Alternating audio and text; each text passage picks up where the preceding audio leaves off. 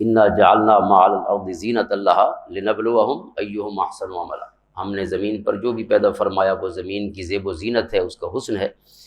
اور کیوں پیدا کیا زمین پر جو کچھ ہے؟ تاکہ ہم آزمائیں کہ کون ہیں جو اچھے عمل کرتے ہیں۔ یعنی زمین پر موجود ہر چیز کا مقصد بھی انسان کی آزمائش ہے۔ اور پھر دلچسپ یہ ہے کہ آزمائش کا مطلب ہی یہ ہے کہ بندے کے سامنے کسی چیز کے جو مواقع ہیں وہ رکھ دیے جائیں اور پھر دیکھا جائے، کیونکہ اگر کسی کو گناہ کا موقع ہی نہ ملے تو اگرچہ گناہ سے بچنے کا ثواب تو اسے ملے گا، لیکن جو موقع ملنے کے بعد نہ کرے تو اس کے برابر تو وہ نہیں ہو سکتا کہ جسے آزمایا ہی نہیں جا سکا۔ مثلا ہم اکثر کہتے ہیں کہ مختلف محکموں میں لوگ رشوت کھاتے ہیں، تو اگر ہمیں رشوت کھانے کا موقع ہی نہ ملا ہو، یہ بھی اللہ کا فضل ہے کہ ہمیں اس نے امتحان سے بچایا ہے، لیکن جس کو موقع ملا اور بچ جائے تو اس کے برابر تو وہ نہیں ہو سکتے کہ جو اس امتحان میں ڈالے ہی نہیں گئے۔ تو اللہ تعالیٰ نے جن کا امتحان لیا باقاعدہ انہیں امتحان میں ڈالا اللہ نے۔ یہ آیت کریمہ ہے سورۃ اعراف کی کہ آپ نے وہ معروف واقعہ ہے بنی اسرائیل کا کہ اللہ تعالیٰ نے انہیں منع فرمایا۔ یہ ایلا ایک بستی تھی مدینہ طیبہ اور شام کے درمیان سمندر کے کنارے ایک بستی تھی، اس میں رہنے والے یہود کو یہ کہا گیا کہ چونکہ جو سمندر کے کنارے رہتے ہیں اکثر وہ میرین اکانومی سے تعلق رکھتے ہیں، یعنی ان کی جو معیشت ہوتی ہے وہ سمندری مخلوق کے ساتھ جڑی ہوتی ہے، مچھلیاں پکڑنا اور مچھلیاں بیچنا، اور یہی ان کا بزنس یا ان کی روزگار ہوتا ہے، اور یہی ان کا جو ہے خوراک ہوتی ہے، فوڈ ہوتی ہے سمندر کی مچھلیاں۔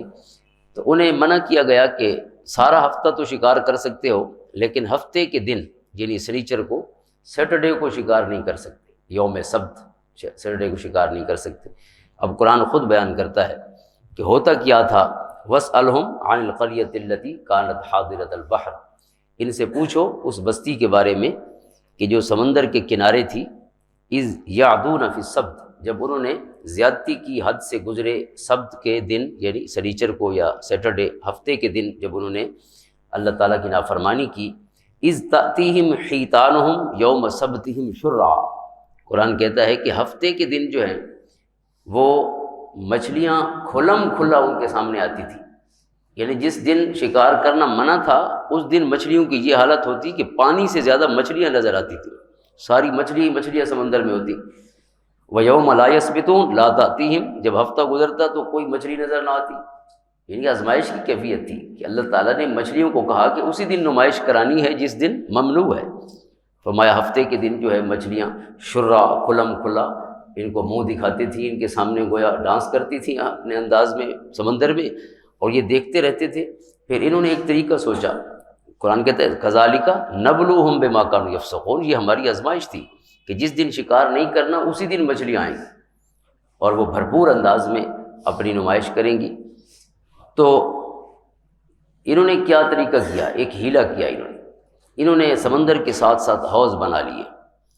حوض یعنی بڑے بڑے تالاب بنا لیے، اور ان تالابوں میں سمندر سے راستہ دے دیا، جیسے ایک چھوٹی نہر بنائی جاتی ہے، ایک کھالا بنایا جاتا ہے۔ تو یہ ایسا کرتے تھے کہ جو ہفتے کا دن ہوتا اس دن اپنے تالاب بھر لیتے، اس دن مچھلیوں کا وہ راستہ کھول دیتے پانی کا، تو مچھلیاں تالاب میں آ جاتی،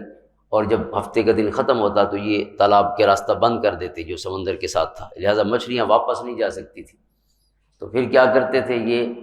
اتوار کے دن پھر شکار کرتے تھے، یعنی ہم نے ہفتے کو شکار تو نہیں کیا، ہم نے تو اتوار کو شکار کیا۔ تو ڈرنا چاہیے کہ اللہ تعالیٰ کے کسی حکم کا مذاق نہیں اڑانا چاہیے۔ ہم بھی عادت تو رکھتے ہیں ہیلے بنانے کی کہ ہیلا کر کے کسی ناجائز کو جائز کر دیا جائے، تو ہیلوں کو اس انداز میں دیکھنا چاہیے کہ اللہ نے فرمایا کونوا قردۃ خاسئین، جب انہوں نے یہ جرم کیا، اگر بظاہر تو اب انہوں نے ہفتے کے دن شکار نہیں کیا لیکن کوئی کسر بھی نہیں چھوڑی کہ ساری مچھلیاں اس دن اکٹھی کر لیں اور شکار اگلے دن کیا، تو اللہ فرماتا ہے ہم نے کہا کہ تم دھتکارے ہوئے بندر بن جاؤ، اور وہ عملی طور پہ یہ ان کا جو تماسخ ہے کہ انہیں ان کی شکلیں بگاڑ دی گئی، انسانیت سے وہ بندر بنا دیا گیا ان کو۔ تو یہ جرم بظاہر انہوں نے اللہ کی نافرمانی نہیں کی الفاظ میں کہ شکار ہم نے اس دن نہیں کیا جس دن اللہ نے منع فرمایا ہے، لیکن اللہ تعالیٰ کے حکم کو مانا بھی نہیں، اس کے لیے ہیلے ڈھونڈ کر پھر کونے کھدرے میں جا کے چھپ کے اپنی مرضی کا خواہش نفس کو ہی معبود بنائے رکھا، اللہ کو معبود نہیں سمجھا۔ تو اللہ فرماتا ہے یہ پوری انسان کی زندگی جو ہے آزمائش ہے، اور اکثر ایسا ہوتا ہے کہ انسان کے لیے جب جو چیز ممنوع ہوتی ہے ویسے بھی اس کی طرف رغبت بڑھ جاتی ہے انسان کی مزاجن بھی، جس چیز سے منع کر دیا جائے تو وہی مزہ دینا شروع کر دے۔ جس کو کہو کہ آپ نے میٹھا نہیں کھانا، تو ہمارے ایک دوست تھے انہیں شوگر تھی تو سب سے پہلے رس گلہ وہی اٹھاتے تھے، یعنی ہم بھی نہیں کھاتے تھے، طبیعت نہیں ہوتی تھی ہر وقت میٹھا کھانے کی، لیکن سب سے پہلے وہ ایک کی جگہ دو کھاتے تھے۔ تو جس چیز کو منع کر دیا جائے تو ویسے طبیعتاً انسان اس کی طرف بڑھتا ہے۔ تو یہ آزمائش ہے، یہ تو دنیا داری کا معاملہ ہے، لیکن اللہ نے جس سے منع کیا ہے، ظاہر ہے شیطان تو دشمن ہے، کھلا عدو مبین ہے، تو وہ اس کی رغبت انسان کے اندر اتنی کر دیتا ہے کہ وہ